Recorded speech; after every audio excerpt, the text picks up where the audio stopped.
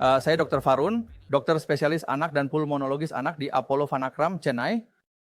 Topik diskusi kita hari ini adalah asma pada anak.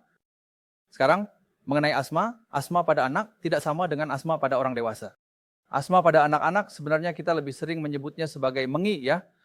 Kami tidak menyebut anak-anak di bawah usia 6 tahun sebagai penderita asma. Biasanya kami menyebut mereka sebagai mengi. Dan untuk anak di atas 6 tahun baru disebut asma. Itulah sebabnya kita sering melihat banyak anak yang sering mendapatkan nebulisasi dan mengalami mengi hingga usia 5 tahun. Tetapi banyak dari mereka sebenarnya membaik seiring waktu dan bahkan tidak lagi mengalami mengi atau asma di kemudian hari ya.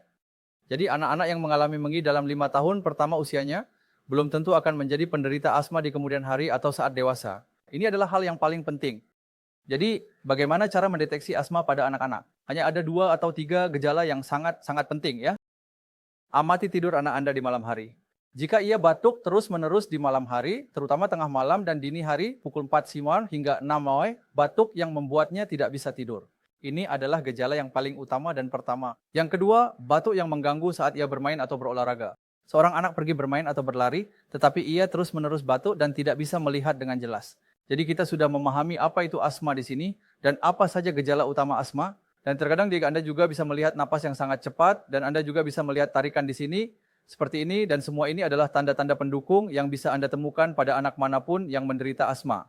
Namun, pemeriksaan yang paling penting untuk menegakkan diagnosis asma adalah spirometri. Untuk anak usia lebih dari 6 tahun, kita melakukan spirometri paru, dan untuk anak di bawah 6 tahun, kita melakukan tes yang dikenal sebagai impedance oscillometry. Jadi, ini adalah teknik yang sangat baru, sebelumnya kita belum memiliki impedance oscillometry ini. Untuk anak-anak di atas 6 tahun, untuk spirometri memang perlu dilakukan dengan sedikit usaha. Mereka harus meniup ke dalam sebuah alat yang sangat sulit dilakukan oleh anak di bawah 6 tahun. Sedangkan untuk anak di bawah 6 tahun pada impulse oscillometry ini, mereka hanya perlu duduk diam selama 30 detik hingga 1 menit. Jadi untuk pengobatan seperti yang sudah saya sampaikan, Anda harus mendeteksi apakah itu mengi atau bukan, dan Anda harus menghindari makanan atau minuman dingin, seperti yang sudah saya jelaskan sebelumnya. Dan untuk pengobatan, kita akan menggunakan obat-obatan khusus, serta nebulisasi dan sebagainya, yang juga sudah saya jelaskan secara detail. Terima kasih.